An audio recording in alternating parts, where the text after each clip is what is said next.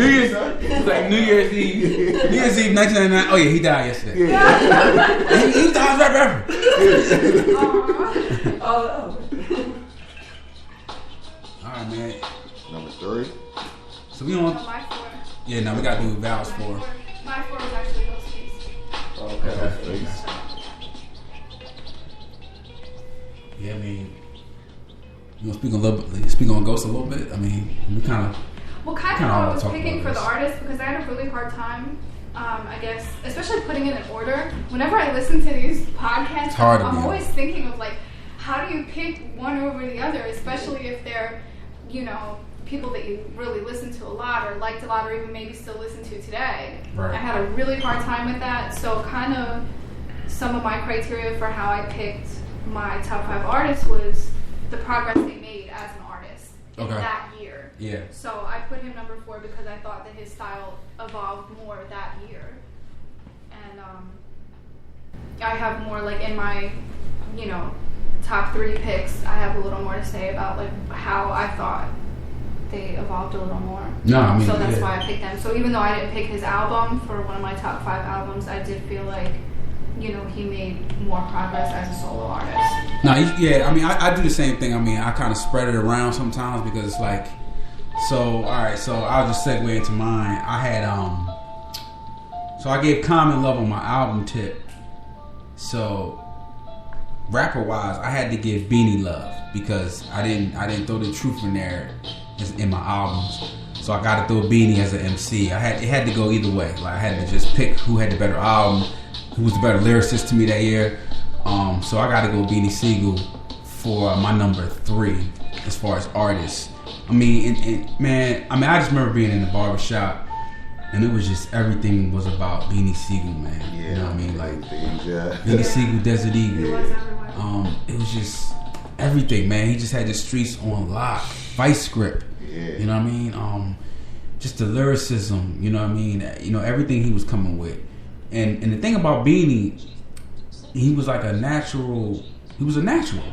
Like, I feel like Beanie and Jeezy, guys like him, kind of is like a gift and a curse because how we were talking about in the 93 podcast with like MCs versus rappers. Yeah. Beanie has an MC skill, but he has a rapper mentality. Yeah. I'm trying to make a buck. Yeah. I was stuck a week ago. I'm just trying to better my situation. Yeah. But his skill is on the level of a Jay-Z or Nas. I mean, he may not win the battle with them, but he could keep up. Yeah. You know what I mean? Him and Jadakiss battle was classic. Classic. And it's funny too because I was biased because I was anti-rock. Yeah. But now looking back to the battles, like beef on that. Yeah. You know, but me being better at the time, like, nah, Jay, you know, Kiss got that. You know, now older me is like, okay, listen to them back to back. It's like, no, Dean's really got into Kiss. You know what I mean? Mac and Brad. That song was. Whew. Yo, and you know, remember this song cut off at the end, so it was so long. They just get it out. It was like, y'all get your like they gave him a Coochie rap routine, like, like we don't care if you still rapping, we don't have no rhythm. Man, so some of y'all, man, y'all. Oh, number 3. Yeah. For me, like so y'all can. I gotta go with Jay because he was everywhere that year. Like Rockefeller dropped Bleak that year. He was on that album with like 2 tracks. They dropped Beanie that year. He was on 2 tracks. Plus he had a song Anything that was on there. He had a Mill. I don't know everybody forgot about a Mill. No, I remember her, but I know what you mean, right? Yeah, he was on that album. That album dropped that year. He was on Backstage, The Best of Me, produced by Trackmasters, by the way. He was on that, and he dropped the Rockefeller album, The Dynasty. What you think of that? Huh? What you think of that? That was the Bleak joint? Or that was 90? The Understanding. Was the Understanding drop 2000? Is That Your Chick was on there. Okay. Yeah. Was that 2000 or 99? That dropped the beginning of 2000. That dropped the month before. It dropped January.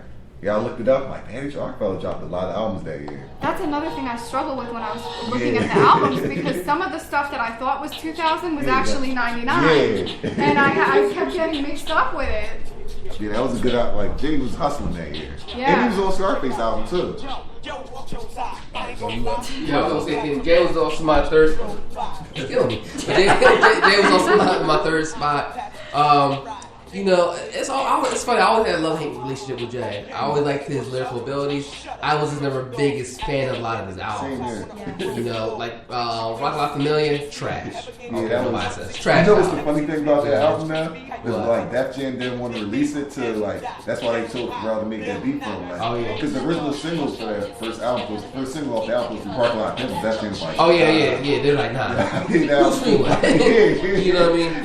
Yeah. It's funny that remember that was supposed to be a group album and then turned into a Jay-Z featuring everybody album.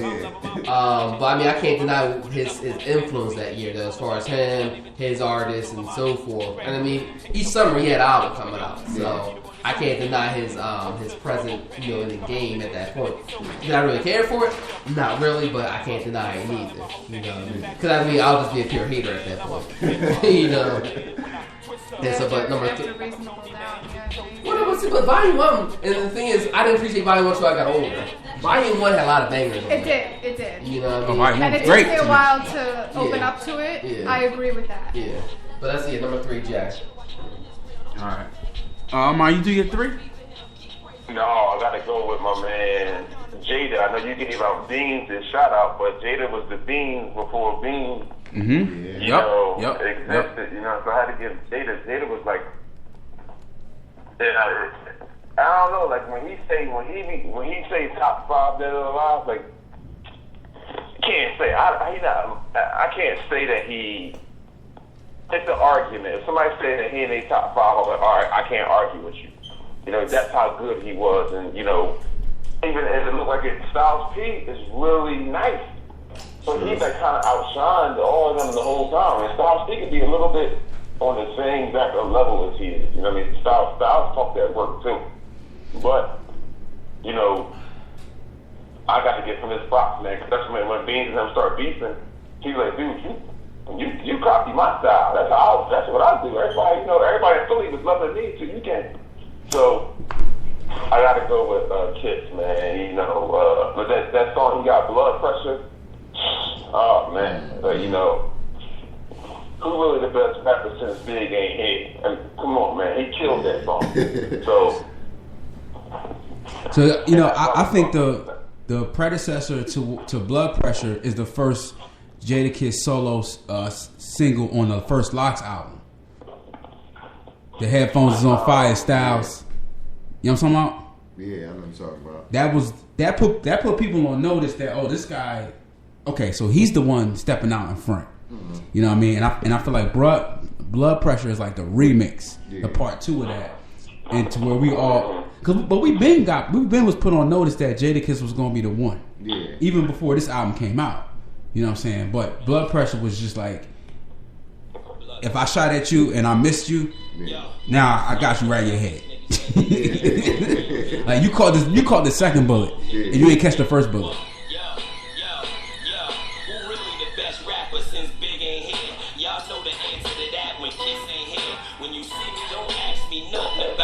Definitely ask me nothing about but I know you further, and I ain't talking to him, I'm talking to you. Matter of fact, talking to y'all. Life is like walking the yard. Nigga stab you with a fork in the heart, and the sauce got motherfuckers thinking ain't hot. The Source. That was definitely 2000s. Yeah. Oh my god. Yeah, we in a Kiss Lox flow. All right, man. So I got my number 3. You ready? Val's ready. Yeah. My number 3 is Talib Kweli because I discovered him that year. Loved the album. Listened to it. Still listen to it now. So I think he proved himself early on to be a very timeless artist, and I like that his songs were about a lot of different things. They were about social issues. They were about his family, his relationships. So, yeah. Number 3. Talib, Music Stick to Your Ribs. Oh, man.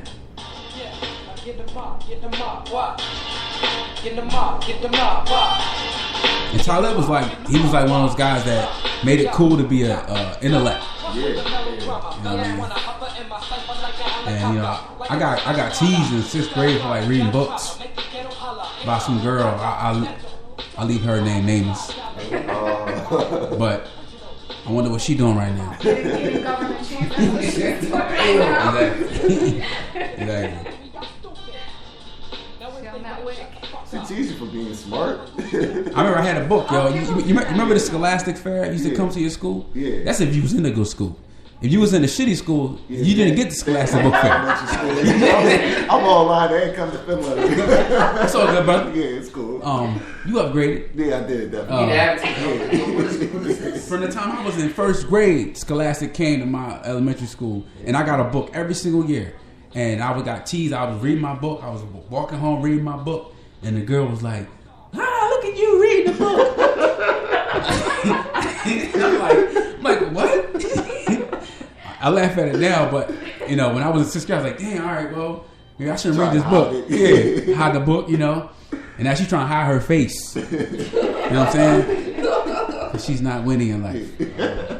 Hopefully not Facebook friends with her. No, not at all. Okay. The future belongs to the educated. Yeah. Sneak this. All right, man. Let's move on. Number 2? Yeah, number 2's. I'll go 2. All right. Number 2, I gotta go with Eminem. Just off the strength of Stand. That was just an amazing song. Like, I can listen to that song back to back to back. Like lyrically and everything, the way they put it together, the storytelling, everything was just amazing. Like, and the way I am, that was a good fight. That was a good. Eminem had a good year that year. No, it was definitely a strong year. And the way he just starts the song was like, even did he perform at the Grammys, right? We said he performed the song at the Grammys with Elton John. Yeah. And I'll jump in on it because that's exactly my number 2 too as well. Okay. Eminem pretty much changed that reason. I mean, like I said, he was more open as an artist. As far as, like I said, his personal issues, the creativity was definitely there. I think we saw Eminem truly in his best form because now he was comfortable in his skin in a sense. You know what I mean? He could show that I'm more of a shock rapper. He saw a lot of shock raps in his album, but he still had more realistic stuff that we could relate to. And one of my big things with Eminem, and we talked about different conversations, not so much in the podcast, was that I can't relate to the mom bashing all the time. I can't relate to you wanting to kill your significant other. I'm not trying to go to jail. I don't want to kill my girlfriend. Like, I mean, when he hit the song Kim and talk about how he want to kill her and this, that, I'm thinking like, if a black Latino rapper came up with this song, you would then question them the next day. That goes back to white privilege, but that's a whole nother topic. But you know what I mean? Yeah. So. Never mind. No. You already talked about Royce, But I mean, he was allowed to get away with stuff that the average person of color wouldn't be able to say. But like I said, that's a whole other topic there. But he knew that, and he talked about that on his later albums. Yeah, he did. He did on America. Yeah. You know what I mean? He did speak on it, and that's one thing I kind of agree with Benzino in the sense was that essentially Eminem was the white cannabis in the sense that cannabis was a lot of times speaking the same stuff, even Chino XL. But here you got black Puerto Rican and a black man speaking that, and we're already saying, oh, you're weird, whatever. White boys say, oh, hell yeah. The brothers say, hell yeah. White people are like, oh, well, we're not going to denounce our people, our own. He can spit with them, you know what I mean? But this was on the radio, you know what I mean? We put this on the radio, it's going to be outrage. Oh, who's your mother? Why would, how he had such a different audience, too, because like a lot of gothic people, a lot of, metalheads, kind of people that would have never listened to hip-hop. Exactly. Because of Eminem's style and, being white and kind of just saying whatever he wanted. He got that kind of attention. Not only that, he was playing on the rock stations, he was playing on top 40, where, no other rappers would play. Like, Beastie Boys would play top 40. They're technically hip-hop artists, but they would play top 40. They would play on rock stations. Same thing with Eminem. I remember hearing him stand on a rock station. I'm like, okay, this is not a rock song, but I know why you're playing them, though. You know what I mean? But it is what it is, and he recognized that, though. So I can't fault him for that neither. Yeah. You know what I mean? Yeah.